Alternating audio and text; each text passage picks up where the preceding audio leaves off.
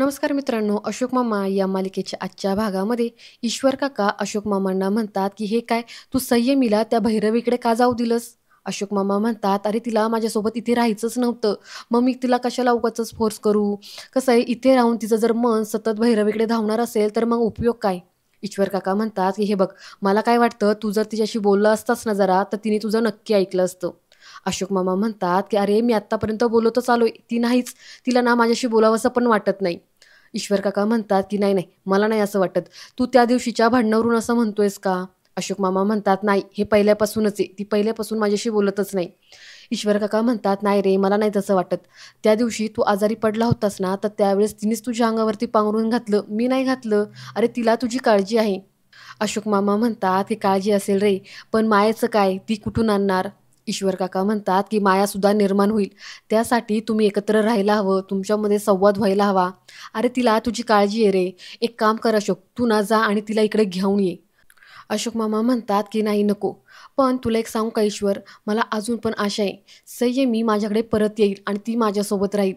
पण नुसतंच राहून उपयोग काय रे? माणसानं आनंदाने राहायला हवं, तर त्याचा अर्थ आहे. ईश्वर काका यावरती हसतात. अशोक मामा म्हणतात काय झालं हसायला? ईश्वर काका म्हणतात की काय नाही रे, गंमत वाटली. आपण जसं आपल्या मुलांसोबत वागलो ना, त्यापेक्षा आपण वेगळंच आपल्या नातवंडांसोबत वागतो. यावरती अशोक मामा सुद्धा हसतात. त्यानंतर इकडे इरा आणि ईशान बसलेली असतात. ईशान म्हणतो काय झालं, काल रात्री तू काहीतरी बडबड करत होतीस. इरा म्हणते की काय बडबड करत होते? ईशान म्हणतो हेच, जाऊ नकोस, आम्हाला सोडून जाऊ नकोस, ताई जाऊ नकोस असं तू म्हणत होतीस. तुला संयमी ताईची आठवण येते का? इरा म्हणते की हो. ईशान म्हणतो की मी पण सकाळी उठलो ना तेव्हा घाबरलो होतो, कारण की शेजारी संयमी ताई नव्हती, मला पण तिची फार आठवण येते. इरा म्हणते मग आपण तिला फोन करूयात का? ईशान म्हणतो की नको, त्याने आपल्याला अजून तिची आठवण येईल, त्यापेक्षा आपण तिला इकडे बोलूनच घेऊया. इरा म्हणते पण कसं? ईशान म्हणतो की त्यासाठी ना तुला खोटं बोलावं लागेल, चालेल का तुला? तर इरा म्हणते की नक्की काय करायचंय? ईशान म्हणतो चल चल तुला मी सांगतो, असं म्हणत तो तिचा हात पकडतो आणि तिथून तिला घेऊन जातो. तर इकडे संयमी ही किचनमध्ये असते. तिला अशोक मामांचा व्हिडिओ येतो. आता हा व्हिडिओ इराने आधी जेव्हा संयमी चिडून गेली होती ना, त्यावेळेस काढला होता. त्यावेळेस इरा म्हटली होती की आजोबा, तुम्हाला संयमीताईशी मनातलं काही बोलता येत नसेल ना समोरून, तर त्यासाठी तुम्ही एक व्हिडिओ तयार करा आणि तो तिला पाठवा. त्यावेळेस तो व्हिडिओ काढलेला होता. त्यामध्ये अशोक मामा म्हटले होते की प्रिय संयमी, तू अशी चिडून जाऊ नकोस, तू परत घरी ये, मी पण शिकतोय, तुला समजून घेतोय, तू पण थोडं समजून घे प्लीज, अशी चिडू नकोस, घरी ये. असा व्हिडिओ ती पाहते.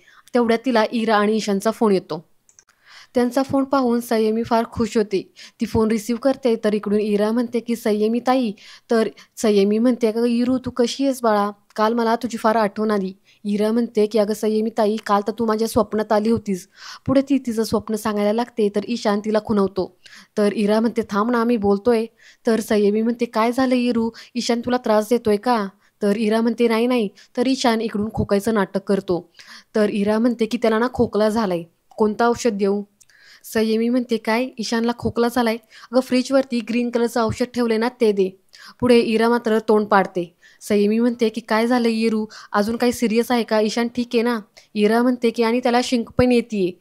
तर संयमी म्हणते की हो का, मग कपाटामध्ये एक रेड कलरचं औषध ठेवले ना, ते दे. पुढे संयमी म्हणते की ईशानकडे फोन दे बरं. तर ईशान हा इराला खुणवूनच सांगतो की माझ्याकडे फोन देऊ नकोस, माझा घसा बसलाय असं सांग. इराला मात्र ईशान काय खुणवतोय तेच कळत नाही. इरा गडबडूनच म्हणते की त्याने ना त्याचा गळा पकडलाय. संयमी म्हणते काय? इरा म्हणते की नाही, त्याचा गळा चेपलाय. ईशान मात्र वैतागून खाली बसतो. पुढे ती म्हणते हां, ईशानचा गळा बसलाय, त्याच्यामुळं ना त्याला बोलता येत नाही, एवढंच, बाकी काही नाही. संयमी म्हणते काय एवढंच, अजून काही झालं नाही ना? पुढे इरा म्हणते की नाही, त्याला ना काल रात्री ढास लागली होती अगं, त्यानंतर उलटी पण झाली, बस एवढंच, बाकी काही नाही. संयमी म्हणते अगं एवढंच काही नाही असं कसं म्हणतेस तू? पुढे इरा म्हणते की त्याला रात्री 2दा ताप आला होता. सई म्हणते काय, ईशानला ताप आला होता? एक काम कर, आपले ते डॉक्टर आहेत ना, बोरकर डॉक्टर, त्यांच्याकडे ईशानला घेऊन जा. हे ऐकताच ईशान बेडवरती आडवा पडतो. तर इरा म्हणते की ईशानला ना चक्कर आली होती, पण तो आता बरा झालाय. तर संयमी म्हणते काय, ईशानला चक्कर पण आली होती? इरा म्हणते की हो, पण आता डॉक्टर येतील, त्याला पाहतील, एवढं काही नाही. संयमी म्हणते एवढं काही नाही असं कसं म्हणतेस, बरं थांब मी काहीतरी करते, असं म्हणत संयमी फोन ठेवते. तर इकडे इरा आणि ईशान मात्र फोन ठेवून जाम हसतात. तर इकडे संयमी ही घाईतच येते आणि तिच्या आजोबांना म्हणते की आजोबा ऐका ना, ईशानची तब्येत ठीक नाहीये. तिचे आजोबा म्हणतात का, काय झालं ईशानला? संयमी म्हणते की ते मला माहीत नाही. मी जाते आणि लगेच त्याला पाहून येते. तर तिचे आजोबा म्हणतात, "अगं थांब, मी पण तुझ्यासोबत येतो, नाहीतर आता भैरवी येईलच. तिला सांगून जाऊ." तर संयमी म्हणते, "नाही नको, मी पुढे जाते. मला काही लागलं ना, तर तसं मी तुम्हाला फोन करून सांगते." असं म्हणत घाईगडबडीत संयमी तिथून निघते. इकडे इरा आणि ईशान हे संयमीची वाट पाहत बसलेली असतात. इरा म्हणते की "ईशान, तुझी आयडिया नक्की वर्क होईल ना?" तर ईशान म्हणतो की "होईल गं, तू काळजी करू नकोस. आत्तापर्यंत संयमीताई तिकडून निघालेली पण असेल बघ तू." तेवढ्यात दारावरची बेल वाजते. ईशान म्हणतो की "बघ, संयमीताई आलेली असेल." इरा म्हणते "मग आता?" ईशान म्हणतो "आता काय, जा पांघरून घेऊन ये." इरा आतमध्ये पळत जाते आणि त्याच्यासाठी पांघरून घेऊन येते. ईशान हा आजारी पडल्याचं खोटं नाटक करत खोकत असतो. पुढे इरा जाऊन दरवाजा उघडते. संयमी आत येते आणि म्हणते की "इरू, कुठे ईशान?" तर ईशान मात्र मोठमोठ्याने खोकत असतो. संयमी आतमध्ये येते आणि म्हणते की "इरू, तू त्याला कफ सिरपचं औषध दिलं का?" इरा म्हणते की "हो." संयमी म्हणते की "एक मिनिट, आपण ना डॉक्टरकडे जाऊया, मी नंबर शोधते." असं म्हणत संयमी आतमध्ये जाते आणि पाहते की ते कफ सिरप खोललेलंच नसतं. बाहेर येते आणि इराला म्हणते की "हे काय, तू नक्की कोणतं औषध दिलं?" "अगं, कफ सिरपचं औषध खोललेलंच नाहीये." इरा म्हणते की दिलं ते वेगळं होतं, ते दिलं वाटतं मी." तर ईशान विषय बदलण्यासाठी अजून मोठ्याने खोकायला लागतो. संयमी त्याला म्हणते की "ईशान बाळा, अरे तू इथं का झोपलायस? आतमध्ये खोलीत झोपायचं ना." ईशान म्हणतो "अगं ताई, उठायला पण होत नाही. मला मळमळतंय, चक्कर येतीये." तर इरा म्हणते की "अरे आत्ताच तुला मी लिंबू सरबत दिलं ना." संयमी म्हणते "लिंब तर संपलीत कालच." इरा म्हणते की "नाही, ईशान आजारी पडला ना, त्यामुळे मी परत घेऊन आले लिंब." पुढे संयमी म्हणते की "बरं, मग आपण डॉक्टरांनाच इकडे घरी बोलवून घेऊया." तर इरा ही मनातच म्हणते की "झालं, आता डॉक्टर आले की डॉक्टरांना सगळं कळणार." पुढे संयमी ईशानजवळ बसते आणि म्हणते "चल बाळा, मी तुला आतमध्ये नेते." असं म्हणत ती त्याला हात लावते तर त्याचं अंग हे थंड लागतं. ती त्याला चेक करते. तिला समजतं की हे दोघं जण नाटक करतात आहेत. पुढे संयमी इराला म्हणते की "इरू, अगं तू तर मला म्हणालीस ना की ईशानला खूप ताप येते." तर इरा ही घाबरतच उठते आणि म्हणते की तेवढ्यात ईशानसुद्धा उठतो आणि म्हणतो की "मी झाला बरा." संयमी म्हणते की "तुम्ही दोघं जण नाटक करत होतात ना, तुम्हाला खोटं बोलायला लाज वाटत नाही का? अरे तुमच्या दोघांच्या टेन्शनमुळे मीच आजारी पडली असते तर." ईशान म्हणतो "सॉरी ओल्डी, सॉरी." संयमी म्हणते "ओल्डी काय ओल्डी?" तर ईशान म्हणतो "अगं ओल्डी म्हणजे ओल्ड लेडी तू, सॉरी बरं का." तर संयमी म्हणते की "तुला ना मी नंतर पाहून घेईल." तर पुढे ती इराला म्हणते "काय गं इरा, आता तुला खोटं बोलायला नाही वाटत का काही?" इरा म्हणते की "मी खोटं बोलणारच नव्हते, ह्याने मला फोर्स केला." तर ईशान म्हणतो "काय इरा, किती खोटं बोलायचं हां?" तर इरा पण त्याच्याशी भांडू लागते की "मी खोटं बोलत नाही." असं म्हणून हे दोघांची भांडणं सुरू होतात. संयमी त्या दोघांची भांडणं सोडवत मोठ्यानेच ओरडते की "भांडू नका, शांत बसा." ते दोघंजणं शांत होतात तर संयमीच मोठ्याने हसायला लागते. पुढे हे तिघंजणं सुद्धा एकमेकांसोबत हसायला लागतात आणि बसतात. इरा म्हणते की "ताई, आता तू आम्हाला सोडून जाणार नाहीस ना?" तर संयमी इराला जवळ घेते. ईशान म्हणतो "ए मला पण घ्या ना." संयमी म्हणते "नको बाबा, तुला तर खूप ताप आहे, तुला खोकला आहे, उगाचच आम्हाला इन्फेक्शन व्हायचं." ईशान म्हणतो "ए असं नाही करायचं." असं म्हणत तो पण तिला बिलगतो. संयमी ही अशोक मामाकडे गेल्याचं कळताच भैरवी इकडे जाम चिडते.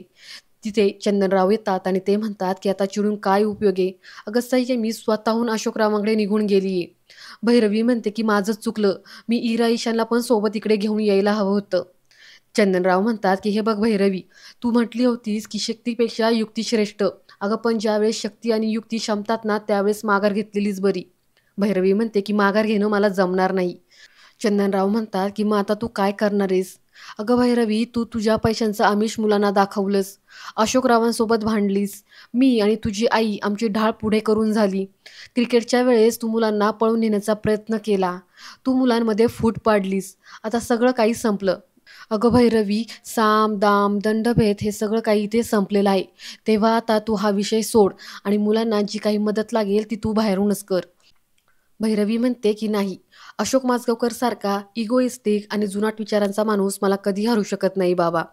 ते काय ते म्हणत असतील ते पूर्व दिशा ही लोक मान्य करतील, पण मी कधीच मान्य करणार नाही. त्यांना काय, त्यांना वाटत असेल की ते वाघ आहेत. वाटू दे, पण जंगलामध्ये वाघापेक्षा ही वाघीणच जास्त हिंसक असते ना, हे त्यांना लवकरच कळेल." इकडे अशोक मामा इराला आवाज देतात. इरा म्हणते की "या आजोबा, मी तुमचीच वाट पाहत होते." असं म्हणत ती थोडी हसते. अशोक मामा म्हणतात "का गं, तू का हसतेस? माझ्या माऊनं काहीतरी भानगड केलेली दिसतीये वाटतं, काय केलंस सांग." तर इरा मात्र तिथून पळून जाते आणि किचनमधून चहाचा ट्रे घेऊन बाहेर येते. अशोक मामांना ती देते आणि म्हणते की "हा घ्या तुमचा चहा." अशोक मामा म्हणतात "वा वा, चहाला कलर छान आलाय." पुढे इरा त्यांना हातात एक चिठ्ठी देत म्हणते की "हे तुमच्यासाठी गंमत." असं म्हणत इरा तिथून पळून जाते.